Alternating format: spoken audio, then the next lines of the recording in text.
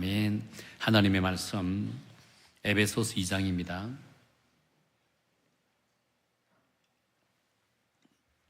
에베소서 2장 1절부터 10절까지 한 절씩 교독해 나가도록 하겠습니다. 에베소서 2장 1절부터 10절까지입니다. 제가 먼저 거룩하신 하나님의 말씀 읽겠습니다. 1절입니다. 그는 허물과 죄로 죽었던 너희를 살리셨도다.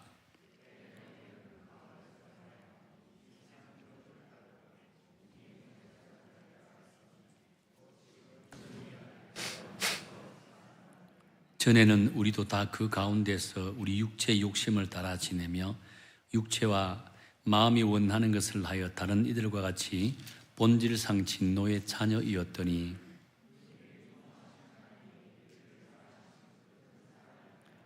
허물로 죽은 우리를 그리스도와 함께 살리셨고 너희는 은혜로 구원을 받은 것이라.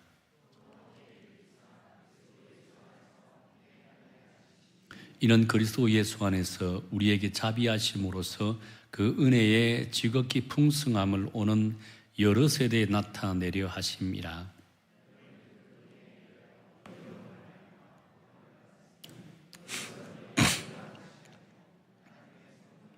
행위에서 난 것이 아니니 이는 누구든지 자랑하지 못하게 함이라. 우리는 그가 만드신 바라 그리스도 예수 안에서 선한 일을 위하여 지으심을 받은 자니 이 일은 하나님이 전에 예비하사 우리로 가운데서 행하게 하려 하심이니라. 아멘. 우리는 역사라고 하는 이 단어 영어로 어떻게 부르죠? 히스토리라고 하는 단어를 쓰잖아요. 이 히스토리는요, 히스, 그분이라고 하는 단어와 스토리, 이야기라고 하는 단어가 결합된 그런 단어라고 할 수 있습니다.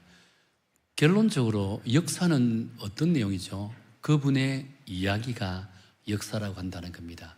그분은 누구를 지칭합니까? 예수 그리스도 그분을 지칭한다라고 할 수 있겠습니다. 그렇기에 세계 역사의 기준을 잡을 때도 예수님이 이 땅에 오신 날을 기준으로 역사를, 시대를 구분하는 것을 보게 된다는 거예요. 예수님께서 오시기 전과 예수님께서 오시고 난 이후를 이렇게 정확하게 나누게 되는데, 영어적인 의미로는요, 예수님이 오시기 전에는 BC, Before Christ라는 단어를 쓰게 되고요, 예수님이 오시고 난 이후의 날을 AD라고 이렇게 부르죠. AD는 라틴어로 아노 도미니라고 하는 단어입니다. 주님의 해라고 이렇게 부른다는 겁니다. 그래서 기원전과 기원후를 나누는데 기원전은 BC, 기원후는 AD로 나눈다는 겁니다. 그럼 오늘 이 시대는 뭐죠? AD 2023년도라고 한다는 겁니다. 자, 그만큼 세계 역사도 예수님을 기준으로 표기하는 것을 볼 때 역사의 주인공은 누구라고요? 예수 그리스도 그분이라는 겁니다. 모든 역사는 예수님의 포커스를 맞추고 있는 것을 보게 된다는 거예요. 자, 그런데 여러분, 이 세상을 살아가는 지극히 평범한 한 사람의 역사도 예수님을 만나기 전과 예수님을 만나고 난 이후의 삶이 정확하게 나누어지는 것을 보게 된다는 거예요. 예수님을 만나기 이전의 삶이요, 아무리 많이 가졌다 할지라도, 똑똑하다 할지라도, 성공했다고 할지라도 그의 인생은 어떤 인생? 죽은 인생이다라고 이렇게 말을 한다는 겁니다. 반면 예수님을 만난 이후의 삶이 그가 세상 사람들 눈에는 비록 보잘것없게 보인다 할지라도 그의 인생은 하나님의 손에 붙들려 있는 하나님의 백성, 하나님의 자녀라 이렇게 부른다는 거예요. 그렇기에 세상은 비록 가진 자와 가지지 못한 자로 이렇게 구분한다 할지라도 하나님의 나라는 예수님을 믿는 자와 예수님을 믿지 않는 자로 이렇게 구분하는 것을 보게 된다는 거예요. 자, 우리가 함께 읽은 오늘 읽은 말씀은요, 이러한 사실에 대해서 명확하게 기록하고 있는 말씀이라고 할 수 있다는 거예요. 오늘 본문은 크게 두 문단으로 나눌 수 있습니다. 1절부터 3절까지 문단은 우리가 예수님을 만나기 이전 상태, 우리는 어떤 상태일까? 예수님을 만나기 전에 우리의 이 상태는 도대체 어떤 상태로 살고 있는지에 대한 말씀이고, 또 4절부터 그 이하의 말씀, 10절까지 말씀은요, 예수님을 만나고 난 이후에 우리는 어떤 삶으로 변화됐을까? 또 예수님을 만난 우리 그리스도인들은 어떤 삶을 살아야 될까에 대해서 기록하고 있는 것이 4절 이하의 말씀이라고 할 수 있다는 거예요. 자, 그렇다면 오늘 본문의 제자인 사도 바울은요, 예수님의 만나기 전에 우리들의 상태에 대해서는 정확하게 무엇이라고 말씀하고 있을까요? 오늘 본문에 보면 사도 바울은 우리가 구원받기 이전에 우리가 처해있던 그 절망적인 상황을 마치 입체적인 그림으로 표현하고 있는 것을 보게 된다는 겁니다. 예수님이 없는 자의 삶이 얼마나 처절한지 아주 세밀하게 기록하고 있는데요. 그 1절에서 뭐라고 기록되는지 한번 볼까요? 1절입니다. 우리 1절 화면을 보고 읽겠습니다. 시작. 그는 허물과 죄로 죽었던 너희를 살리셨도다 라고 한다는 겁니다. 지금 사도 바울은 예수님을 만나기 이전의 상태는 어떤 상태라고요? 죽은 상태라고 말씀하고 있는 거예요. 여기서 죽었다라고 하는 언어를 용어를 제가 한번 살펴보니까 신체적으로 죽었다라고 하는 의미를 하는 것이 아니에요. 헬라 원어적인 의미를 살펴보면 이 죽었다라고 하는 의미는요, 하나님으로부터 단절되었다라고 하는 의미라는 겁니다. 하나님으로부터 단절된 삶은 우리 인생에서 죽은 삶이라고 이렇게 말씀한다는 겁니다. 그런데 무엇으로 죽었다고 했죠? 허물과 죄로 인해 죽었다라고 기록한다는 겁니다. 그래서 제가 허물과 죄는 또 어떤 의미일까 한번 살펴보았습니다. 원어적인 의미로 살펴보니까 이것은요, 하나님이 정해놓는 그 방향을 벗어날 때, 그때가 허물과 죄로 죽은 인생이라고 이야기한다는 겁니다. 그렇기 때문에 하나님이 정해놓는 진리의 길, 이 진리의 길을 벗어난 자들은 모두가 다 죽은 상태라고 이야기한다는 겁니다. 여러분, 하나님이 정해놓은 진리의 길이 어떤 길이죠? 하나님이 정해놓은 진리의 길이 어떤 길입니까? 하나님이 정해놓은 진리의 길은 예수 그리스도를 통해서 이루어진 길이 진리의 길이라고 할 수 있다는 겁니다. 십자가의 길이 진리의 길이라는 겁니다. 그 십자가의 길을 모르고 그 예수님이 가신 그 길을 따라가지 않는 자들은 다 하나님이 정해놓은 그 방향에서 벗어난 자는 곧 죽은 자다라고 이렇게 말씀하고 있다는 거예요. 이것은요, 단순히 도덕적으로, 윤리적으로, 그리고 타락한 자를 의미하는 것은 결코 아니라고 할 수 있습니다. 이것은요, 도덕적인 삶과 윤리적인 삶과는 별개입니다. 사실 우리 주변에도 예수 믿지 않은 사람들 가운데서는 얼마나 도덕적이고 윤리적인 삶을 살고 있는 분들이 많이 있습니까? 심지어 그분들의 삶을 가만히 보면 예수 믿는 사람들보다 더한 도덕적인 윤리적인 삶을 살아가는 사람들을 볼 수 있다는 겁니다. 그럼에도 불구하고 사도 바울은 그분들을 향해서 뭐라고 이야기합니까? 감히 죽었다라고 말씀하고 있다는 겁니다. 분명 법 없이도 살 수 있는 사람들이에요. 그럼에도 불구하고 그들을 향해서 죽었다라고 이야기한다는 거예요. 우리는 이 사실에 대해서 이해가 되지 않을 때도 있습니다.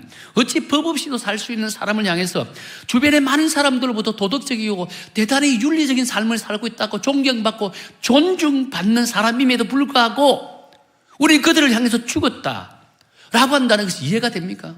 우리 그리스도인들보다 훨씬 더 도덕적이고 윤리적인 삶을 살아갑니다. 인정받기도 하고 존경받기도 한다는 겁니다. 그럼에도 불구하고 그들을 향해서 당신 죄로 인해서 당신 죽은 사람이야 라고 이야기한다면, 그건 세상 사람들이 그 말을 어떻게 받아들일까요?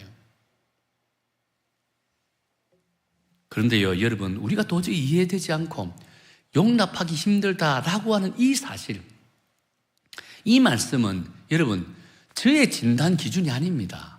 사도 바울이 내린 진단 결과가 아니라는 겁니다. 누가 내린 결과라고요? 전능하신 하나님께서 내린 진단의 결과라고 할 수 있다는 거예요. 자, 그렇다면 여러분, 여러분은 가면 어떤 자일까? 죽은 자일까? 죽지 않은 자일까? 우리 여러분 스스로 한번 돌이켜 볼 필요가 있습니다. 아주 중요합니다. 그래서 사도 바울은 오늘 본문에서 죽은 자의 특징에 대해서 말씀하고 있는데, 그 죽은 자의 특징 속에 여러분들이 포함되는지 한번 살펴보라는 겁니다. 그 특징이 2절부터 3절까지거든요. 2절, 3절 우리가 다 함께 읽어보겠습니다. 함께 읽겠습니다. 시작. 그때 너희는 그 가운데서 행하여 이 세상 풍조를 따르고 공중의 권세 잡은 자를 따랐으니 곧 지금 불순종의 아들들 가운데서 역사는 영이라. 전에는 우리도 다 그 가운데서 우리 육체의 욕심을 따라 지내며 육체와 마음에 원하는 것을 하여 다른 이들과 같이 본질상 진노의 자녀이었더니 라고 한다는 겁니다. 지금 사도 바울은 영적으로 죽은 자들의 인생은 세 가지로부터 지배를 받는데 그 세 가지 내용이 무엇인지를 정확하게 기록하고 있다는 겁니다. 여러분 스스로 삶을 한번 돌이켜보고 여러분과 비교 한번 해보세요. 여러분들이 이 세 가지 가운데 어떤 것에 지배받고 있는지 아니면 전혀 지배받고 있지 않는지 한번 스스로 점검해 보시라는 겁니다. 첫 번째 뭐로부터 지배받고 있다 했죠? 2절에 보면 세상 풍조의 지배를 받고 라고 한다는 겁니다. 여기서 세상 풍조는 시대에 따라 다르게 나타나는데 주로 다양한 문화와 놀이들을 통해서 우리의 생활 양식을 공격해 온다는 겁니다. 예를 들면 어떤 예를 들 수 있을까요? 예를 들면 주일 예배를 방해하는 것들이죠. 우리 믿음 생활에 방해하는 것들이 참으로 많습니다. 대표적으로 요즘 젊은 부부에게 참 센세이션을 일으키고 있고 인기가 있는 게 뭐죠? 캠핑 문화. 캠핑이 잘못됐다는 건 아니에요. 주일 예배를 지키지 못하도록 하는 이 문화. 다양한 놀이, 다양을 내뻗죠. 주일 예배를 드리지 않고 떠나는 우리 젊은이들 배당여행. 여러분 이런 것들이 어떻게 보면 세상 풍조가 우리를 지배하는 거예요. 분명한 사실은 하나님보다 더 우선시 여기게 되는 그 세상 놀이와 문화가 모두가 세상 풍조라고 할 수 있다는 겁니다. 그것들로부터 지배를 받는 모습이라고 할 수 있다는 겁니다. 그렇게 우리가 진정 그리스도인이라고 한다면 이 세상 풍조에 휘말려서는 안 된다는 거예요. 하나님보다 더 우선적인 게 없습니다. 그 어떤 세상 놀이가 즐겁다 할지라도 세상 문화가 더 그렇게 화려하다 할지라도 하나님보다 우선되면 그것은 곧 우리에게 좋은 놀이가 아니에요. 오히려 우리를 지배하는 그런 놀이가 되어버리고 만다는 겁니다. 두 번째로 뭐라고 이야기합니까? 2절 중반절에 보면 공중의 권세 잡은 자에게 지배를 받는다 했습니다. 이는 곧 사탄의 길을 쫓아가는 사람들의 모습입니다. 이 사탄이라는 놈은요, 우리의 영적인 부분을 공격해 옵니다. 자연히 하나님의 말씀을 멀리하게 하고 우리의 영을 혼미하게 한다는 겁니다. 우리의 영을 혼미하게 되는 순간에 무엇이 참인지 거짓인지 구별하지 못하게 한다는 겁니다. 무엇이 의고 불의인지를 구별하지 못하게 만들어버린다는 겁니다. 예를 들어서 요즘 사회적으로 약자 편에 선다는 핑계로 동성애를 옹호하는 것. 요즘 젊은이들이 재미삼아 보는 거 있죠? 타로. 재미로 보는데 연말이 되고 해가 바뀌면 많은 사람들이 봅니다. 토정비결, 운수, 운세. 요즘 너무 쉽게 볼 수 있습니다. 인터넷 클릭만 해버리면요, 운세 보는 게 쫙 나오잖아요. 언젠가 기독교 사회단체에서 우리 크리스찬들이 점을 보든 토정비결을 보든 운세를 보든 어떤 심한 사람은 굿도 한 사람도 있다고 합니다. 그러니까 몇 프로가 그 재미삼아 보는지를 한번 보니까 10명 가운데 6.5명이 재미삼아 이것을 보고 있더라는 겁니다. 우리 젊은 청년들 가운데서 마음이 좀 찔리는 친구도 있을 거예요. 제가 이 말하면. 청년들만 그렇게 했습니까? 우리 성도님들 가운데서도 마음에 좀 찔림이 있는 분들이 있을 겁니다. 여러분, 재미삼아 보지 않아야 됩니다. 재미삼아 보는 이것이 결국 우리 스스로가 사탄의 종이 된다는 겁니다. 사탄의 종노릇 한다는 거예요. 이렇게 물이 들게 되면 어떻게 되냐면요, 하나님보다 더 우선시 여긴다는 것이 있지만은 이것에 물들게 되면 자신이 하나님 앞에 어떤 죄를 범하고 있는지를 망각하게 된다는 겁니다. 내가 지금 하는 행동이 죄인지 아니 구별이 되지 않는다는 겁니다. 심지어 요즘에 사회적으로 큰 이슈가 되는 사건이 있죠. 마약 사건. 요즘 미국 사회에 큰 반항을 일으키고 있는 아주 참 심각한 문제로 제기되고 있는 마약 사건이 있습니다. 그 마약 내용이 뭐냐면 펜타닐이라고 마약인데 일명 좀비 마약입니다. 좀비 마약은 일반적으로 마약을 구입하려면 그 구입하는 돈의 3분의 1 이하로 돈은 싸게 구입할 수 있다고 합니다. 그러니까 누구든지 막 구하는 거예요. 근데 그거에 중독들이면 어떤 현상이 나타나는 줄 아세요? 좀비 현상 나타납니다. 그 사람들이 미국도 큰 도시 다운타운마다 길거리에 퍼져 있는데 어떤 모습인지 아세요? 이 사실이에요. 완전히 좀비 모양으로. 여러분 클릭 한번 해보세요. 펜타닐에 중독되어 있는 미국 사회 해가지고 깜짝 놀랐습니다. 저 길가에 이래가 서 있는 거예요. 펜타닐에 중독되면 이런 현상이 나타난다는 겁니다. 근데 문제는 이 마약이 우리 한국으로 지금 들어오고 있다는 겁니다. 심각합니다. 그 마약은 우리의 영혼을 갉아먹는 거예요. 우리의 영혼을 갉아먹는 순간부터 하나님인지 마귀인지 사탄인지 구별이 되지 않습니다. 나를 즐겁게 하는 것이 하나님처럼 보인다는 거예요. 내 기분을 업시키는 것이 마치 하나님같이 보인다는 겁니다. 그러니까 하나님의 존재에 대해서는요, 감각이 없습니다. 얼마나 참 안타까운 모습이라 할 수 있을까요? 그래서 우리는요, 공중의 권세 잡은 자에게 지배를 당하는 어리석은 자가 아니라 도리어 공중의 권세 잡은 자들을 우리가 결박할 수 있는 하나님의 권능을 가져야 된다는 겁니다. 그럴 때 우리 그리스도인들을 승리하는 그리스도인이 될 수 있는 거예요. 오늘 세 번째로 또 뭐라고 되어 있습니까? 3절에 보면 육체의 지배를 받는다 되어 있습니다. 여기서 육체는 일반적으로 말하는 육신만을 의미하지 않습니다. 이것은 곧 아담으로부터 물려받은 우리 타락한 성품, 부패성을 의미한다는 겁니다. 아담으로 물려받았던 이 타락한 성품은요, 하나님으로부터 분리되어 지극히 인간의 이기적인 욕구를 충족하게 만듭니다. 우리의 말초신경을 자극하는 데 집중하게 만든다는 겁니다. 다시 말해서 육신의 정욕에 의해서 살게 만들고 성품적으로 지극히 자기중심입니다. 모든 것을 결정하고 판단할 때 내 기준과 나의 기쁨과 나의 즐거움이 그 일들을 판단하고 결정하는 요소가 되어진다는 겁니다. 하나님의 뜻이 중요하지 않습니다. 하나님의 뜻이 내 판단의 기준이 되지 않는다는 겁니다.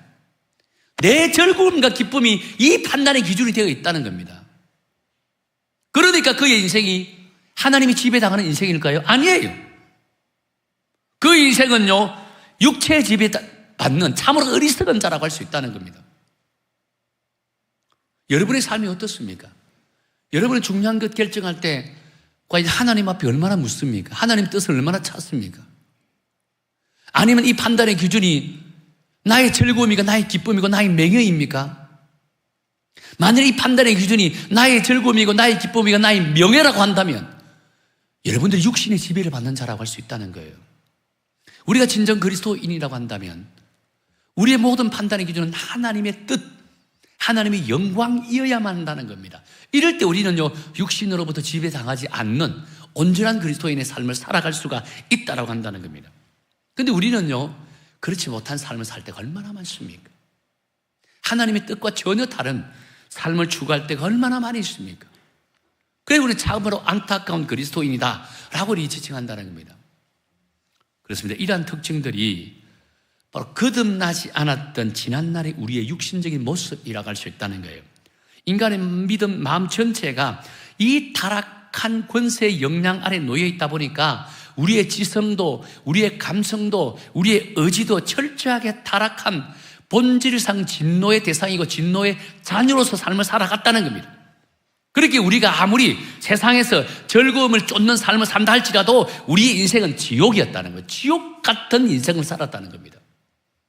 여러분 스스로 돌이켜보세요. 아무리 세상에서 우리가 행복을 누렸다 하지만, 세상 것으로 행복을 누리고 즐겁게 살았다 하지만 뒤돌아서면 그것이 무엇이었습니까?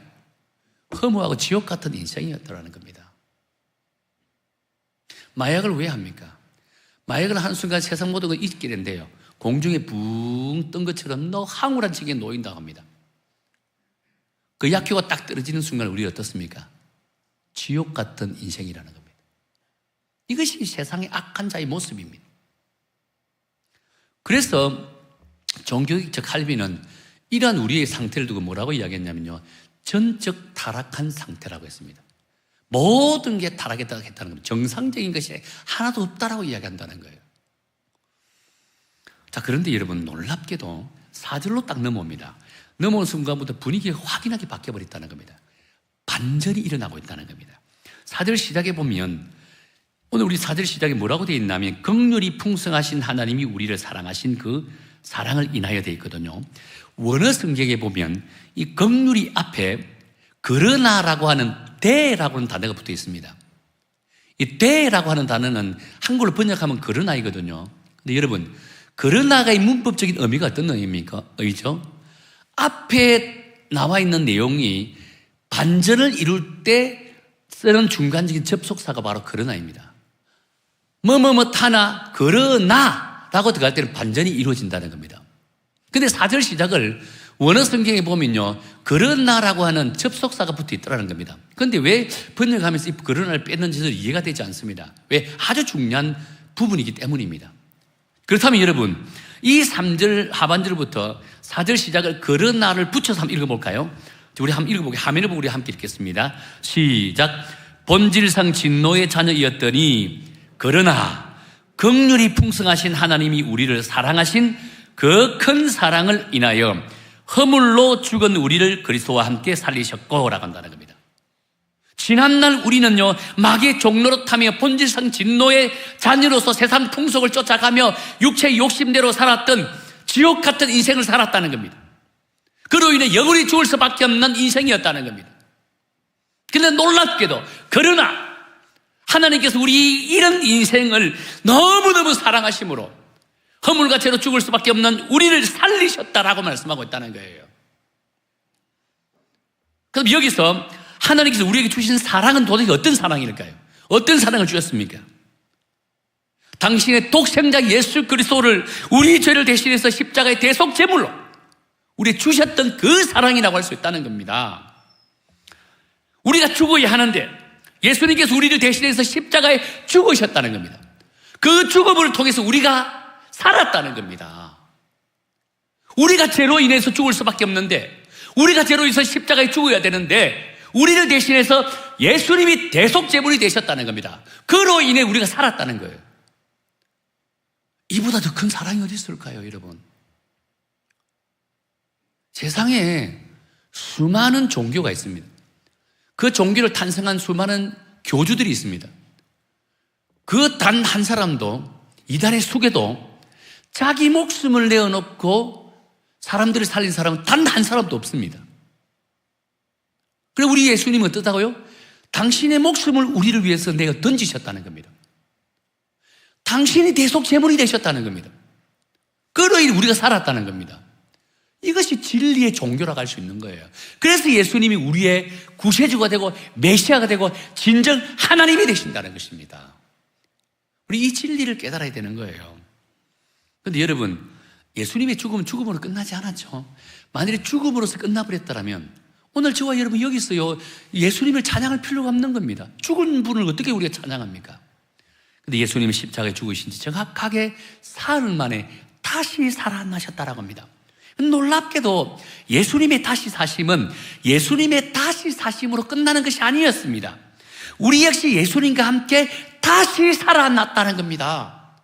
주님이 3일 만에 부활하실 때 우리도 함께 영원히 죽을 수밖에 없고 허물과 죄로 죽을 수밖에 없는 우리 지옥 같은 인생이 예수님으로 말미암아 하나님의 자녀가 되는 놀라운 반전의 역사가 일어나게 되어졌더라는 겁니다.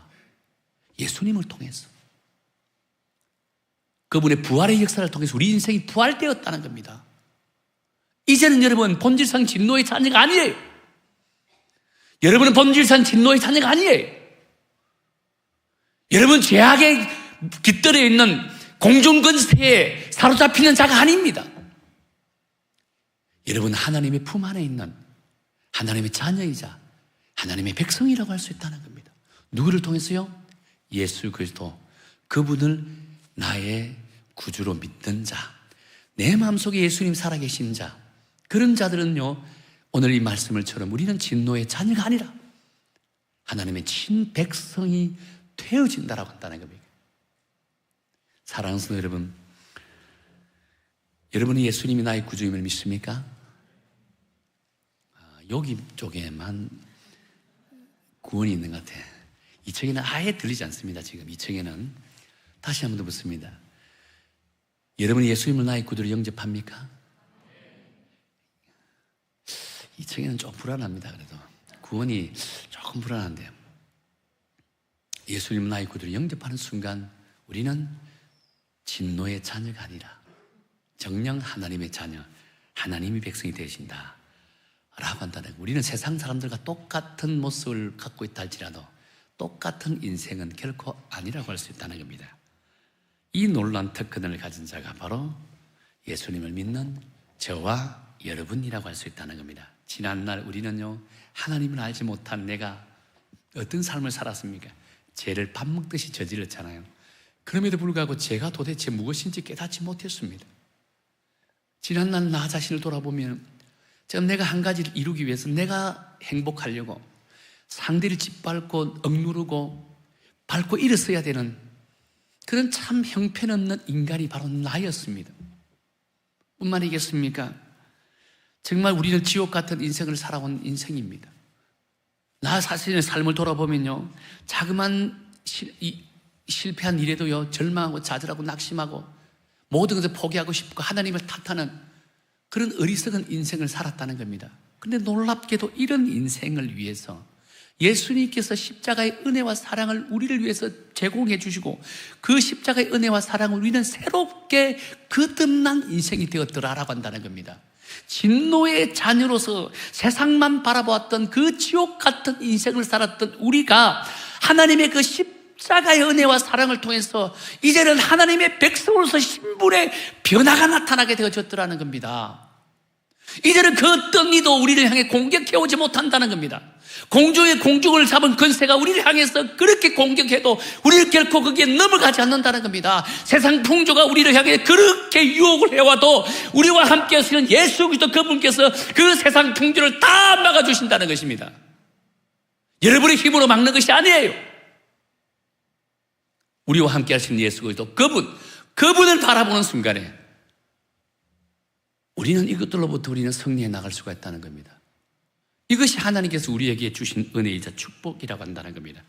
그렇게 하나님의 은혜와 사랑을 입은 우리들은요, 그 어떤 상황 가운데서도 결코 좌절하거나 낙심할 필요가 없다는 것입니다. 왜냐하면 우리는 전능하신 하나님의 사랑을 받은 자이기 때문에 어떤 상황 가운데서도 우리는 굳건히 일어설 수 있다는 겁니다. 왜? 하나님의 손에 붙들려 있는 인생이기 때문입니다. 어느 의과대학교 교수님이 학생에게 이런 질문을 던졌습니다.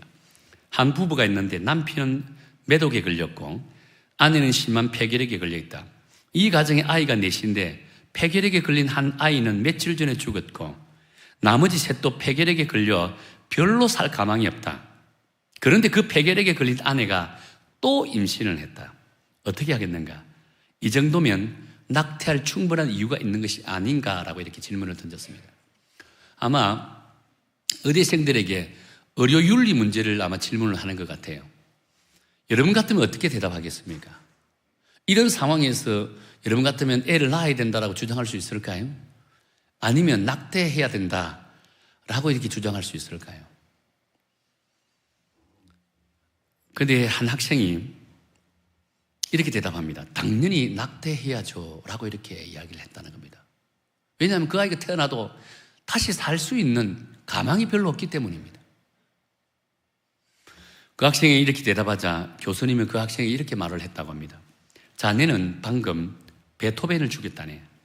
아버지는 매독이었고 어머니는 폐결핵 중증이었으며 형제 중 하나는 태어나기 전에 이미 죽었고 나머지 셋도 살 가망이 없었는데 그 상황에서 그 어머니가 임신한 아이가 바로 베토벤이었다네.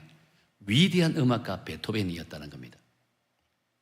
그렇습니다. 우리가 보기에는 더 이상 어찌해 볼 수 없는 절망적인 상황이라고 해도요, 우리 스스로가 쉽게 판단하고 결정을 내릴 때가 아니라는 겁니다. 가끔은 그리스도인들 중에서도 극단적인 방법을 선택하는 분들이 있습니다. 그러나 여러분, 하나님의 특별한 사랑과 은혜를 입은 사람이라면 그렇게 쉽게 포기하고 쉽게 판단할 존재가 우리는 아니라는 겁니다. 하나님께서는 우리가 가장 절망적이라고 생각하는 그 순간, 그때가 하나님의 기적을 경험할 수 있는 그런 타임이라고 말씀하고 있다는 겁니다. 우리 그리스도인들이 겪는 그 실패의 순간이 또다시 일어설 수 있는 기회의 장이라는 사실을 하나님께서 우리에게 말씀하고 있다는 겁니다. 여러분, 성경의 인물들 가운데 하나님의 풍성한 은혜를 받고 하나님으로부터 위대한 하나님의 사람으로 쓰임받았던 그 인물들을 보세요. 그들 가운데 실패를 경험한 자가 없었을까요? 그들 가운데 절망을 경험한 사람들이 없을까요? 여러분, 성경에 나오는 인물 가운데 100이면 100 다 절망과 나락에 떨어지는 그런 경험을 가지고 있었습니다. 다윗을 보십시다. 다윗은 죽음의 고비를 몇 번 넘겼습니까? 수도 셀 수 없이 넘겼습니다. 오죽했으면 적국이었던 이방으로 망명까지 가게 됐을까요? 망명을 갔을 때 그 궁중에서 바봇 노릇까지 다 했습니다. 자기 목숨 부지하려고. 처참한 삶을 살았다는 겁니다. 그럼에도 불구하고 하나님의 뜻과 섭리가 있다는 사실을 믿고 그런 생활 가운데서도 굳건히 인내하면서 하나님을 바라보면서 견뎌왔다는 겁니다. 결국은 어떻게 됐습니까? 위대한 이스라엘의 왕이 되지 않겠습니까? 이것이 하나님의 택함받은 그리스도인들을 누리는 은혜라고 할 수 있다는 겁니다. 혹이나 여러분의 인생 가운데 절망적인 인생을 살아가고 있다라고 생각하는 분들이 혹시나 이 가운데 있더라면 절망하지 마세요. 그때가 하나님의 은혜가 임하는 때이고 그때가 하나님의 기적을 경험할 수 있는 그런 기회의 시간이라는 사실을 깨닫고 굳건히 하나님만 바라보는 그런 믿음의 성도가 되기를 예수님 이름으로 축원합니다. 자, 그렇다면 여러분, 그토록 놀라운 사랑으로 하나님의 자녀가 된 우리가요, 이제는 어떤 그런 삶을 살아야 될까? 7절에 보면 이렇게 말씀하죠. 우리 7절 다 함께 읽겠습니다. 시작. 이는 그리스도 예수 안에서 우리에게 자비하심으로 그 은혜의 지극히 풍성함을 오는 여러 세대에 나타내려 하십니다 라고 합니다. 그렇습니다. 우리가 받은 그 은혜와 사랑 우리만의 것으로 여기서는 안 된다는 겁니다. 아직도 하나님의 사랑을 모르고 세상 풍속을 쫓아가는 어리석은 그 사람들이 인간들에게 찾아가서 예수님을 전해야 된다는 겁니다. 복음의 메시지를 전해야 된다는 겁니다. 희망의 메시지를 전해야 된다는 겁니다. 우리가 경험한 이 하나님의 사랑을 모든 세대에게, 모든 이들에게 전해야 된다는 거예요. 이것이 하나님께서 우리를 자녀로 삼아주신 목적이라고 할 수 있다는 겁니다. 뿐만 아니죠. 10절에 보면 이렇게 말씀합니다. 우리 10절 다 함께 읽겠습니다. 시작. 우리는 그가 만드신 바라 그리스도 예수 안에서 선한 일을 위하여 지으심을 받은 자니 이 일을 하나님이 전에 예비하사 우리로 그 가운데서 행하게 하려 하심이라 라고 합니다. 하나님께서 지금 우리에게 뭐라고 해요? 선한 일을 이루기 위해서, 선한 일을 행하기 위해서 우리를 부르셨다고 했습니다. 여기서 선한 일은 어떤 일이요? 하나님의 사랑을 나누는 일, 예수님의 사랑을 전하는 일이라고 할 수 있다는 겁니다. 하나님의 사랑을 전하는 이 일을 위해서 우리를 불러주시고 하나님의 자녀로 삼아주셨다라고 말씀하고 있는 거예요. 지금도 절망 중에 있는 자들 찾아가서 우리가 경험한 그 하나님의 사랑, 그 하나님의 사랑을 그들에게 전함으로 그들에게 내일이란 희망을 갖게 만들어야 된다는 겁니다.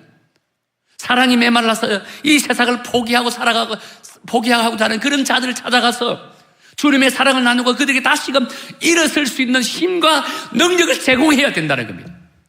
하나님께서 이 일을 위해서 우리를 구원하시고 이 일을 위해서 우리 하나님의 자녀로 삼으셨다는 거예요. 이것이 우리가 존재하는 삶의 목적이라고 할 수 있다는 겁니다. 분명한 사실은요, 예수님과 함께하는 우리는 이미 하나님의 나라가 임했습니다. 우리 안에 천국이 있다는 거예요. 그랬기에 우리가 만나고 우리가 속하고 또는 우리가 가는 곳이 하나님의 나라가 되고 천국이 되어준다는 겁니다. 그래서 우리는 사명을 붙들고 여러분을 통해서 여러분의 주변에 많은 사람들이 하나님의 나라를 경험하고 하나님의 천국을 경험해야 된다는 겁니다. 이것이 우리가 그리스도인으로서 살아가는 삶의 목적이라고 할 수 있다는 거예요.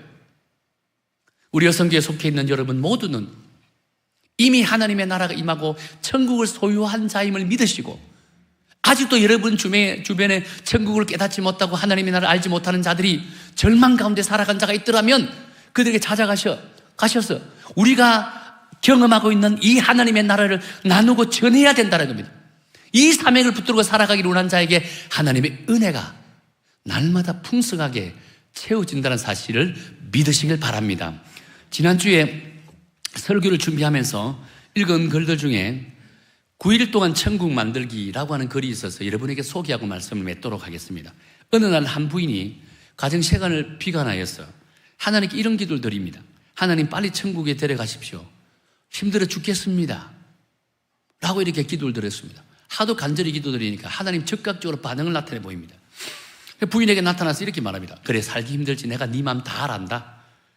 그런데 내가 소원을 들어주기 전에 딱 3가지만 입만해라. 그럼 내가 너를 천국에 바로 데려가겠다라고 합니다.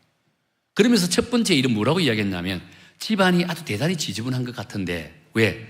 삶의 희망이 없는 사람이 집안 청소하면서 살아가겠습니까? 너무 지저분한 집안을 딱 3일 동안 청소해라. 깨끗하게 네가 천국 가도 야, 뒷정리 잘하고 왔다 라고 그 소리 듣도록 깨끗하게 3일 동안 청소해라 했습니다. 알겠습니까? 3일 동안 닦고 쓸고 막 빛이 반짝반짝하게 만들었습니다. 3일 지나니까 하나님께서 이 부인에게 나타났습니다. 그럼 두 번째 소명을 줍니다. 두 번째 미션은요, 애들이 마음에 걸리지? 네가 죽은 후에 애들이 엄마가 우리를 너무너무 사랑했다 라고 하는 말을 듣도록 3일 동안 애들을 진심으로 사랑하고 애들 진심으로 네가 가슴에 품으라 했습니다. 이 부인은 3일 동안 애들에게 진심으로 사랑했습니다. 왜? 3일 후면 자기 천국 가면 애들하고 이별되잖아요. 최선을 다해서 사랑을 베풀고 맛있는 음식 다 요리해주고 좋은 데 막 데려다녔습니다. 3일째 되는 날 하나님께 나타났습니다. 마지막 너에게 미션을 주겠다는 겁니다. 마지막 미션은 너 남편 믿지? 미워도 네가 죽고 나서 남편이 장례식장에서 그래도 참 내 아내는 참 좋은 아내였네 이 말 할 수 있도록 3일 동안 최선을 다해서 남편을 사랑하고 친절을 베풀어라 합니다. 싫지만 자기 천국 가고 싶어서 3일 동안 정성을 다하고 최선을 다해서 남편을 사랑하고 친절을 베풀었습니다. 3일째 되는 날 하나님께 나타났습니다. 그러면서 이야기합니다. 이제 내가 너를 천국 데려가겠다. 근데 마지막으로 너 가족들과 이별을 잘 구하고 오려무나라고 했습니다. 이 부인은 이제 천국 가기 전에 자식들과 함께 남편하고 이별을 구하기 위해서 이제 집을 갔습니다. 구석구석을 집 안을 돌아보니까 깜짝 놀랐습니다. 집 구석구석이 빛이 나는 겁니다. 반짝반짝 빛이 나는 거예요. 아이들 얼굴을 보니까 웃음꽃이 활짝 폈습니다. 남편을 본 모습 보니까 흐뭇한 미소를 하고 있는 거예요. 결혼하고 나서 처음으로 이 광경을 보았다는 겁니다. 그런데 이 여인의 입에서 이런 말이 나옵니다. 여기가 천국이네. 그때 하나님이 나타나서 이야기합니다. 그래, 맞다. 네가 9일 동안 만드는 천국이 이 모습이다라고 이야기했다는 겁니다. 그래, 이 부인이 하는 말이 하나님 정말 그래요? 그렇다면 이곳에서 천국을 만들면서 살겠습니다 라고 이야기했다는 거예요. 재미있는 이야기지만 우리에게 던져주는 메시지가 아주 강한 이야기라고 할 수 있습니다. 9일 동안 천국 만들기의 기적은요, 예수님을 믿는 사람이라면 누구나 어디에서나 만들 수 있는 기적이라고 할 수 있다는 겁니다. 누구든지 만들 수 있다는 거예요. 그렇게 우리가 진정 그리스도인이라고 한다면 우리 속에 있는 이 천국에 대한 믿음을 갖고 날마다 주님과 동행하며 내 안에 있는 천국을 만들어 나가는 그런 믿음의 성도가 되기를 축원합니다. 내 안에서부터 먼저 천국이 만들어지게 되면 내가 가는 곳, 내가 속해 있는 우리 가정, 내가 속해 있는 우리 믿음의 공동체, 내가 살고 있는 이 부천 지역이 나로 인해서 천국이 만들어진다는 겁니다. 하나님은 이 사명을 위해서 우리를 불러주셨다는 겁니다. 우리를 하나님의 자녀로 삼아주셨다는 거예요. 그렇게 여러분은요, 우선 내가 예수 그리스도를 통해 믿는 하나님의 자녀임을 온전히 깨닫고 하나님의 은혜를 풍성히 받고 내 안에 있는 천국부터 온전히 만들어 여러분이 만나는 사람들마다 가는 곳곳마다 여러분으로 인해서 진정한 천국이 만들어지는 놀라운 은혜와 축복이 임하기를 축원합니다. 그런 사명을 붙들고 살아가기를 원한다 얘기는 하나님의 은혜를 공급한다는 거예요. 하나님 그분에게요, 명예가 필요한 명예를 줍니다. 물질이 필요한 사람 물질을 준다는 겁니다. 지식이 필요하면 지식을 줍니다. 건강이 필요하면 건강을 준다는 겁니다. 우리의 삶의 목적을 나로 인해 하나님의 나라 천국을 만들기를 원하면 필요한 모든 것을 준다는 거예요. 여러분 모두는, 우리가 성교에 속해 있는 모든 성도들은요, 여러분 안에 있는 천국을 통해 여러분 주변에 하나님의 나라를 이루어 나가고자 하는 이 사명을 붙들고 하나님이 공급하고자 하는 다양한 은혜와 축복을 남김없이 제공받아 마지막 때 하나님의 나라를 위해서 존귀하게 쓰임받는 그런 믿음의 성도가 되기를 예수님 이름으로 축원합니다. 함께 찬양하기를 원합니다. 속죄하신 구세주를 찬양하겠습니다.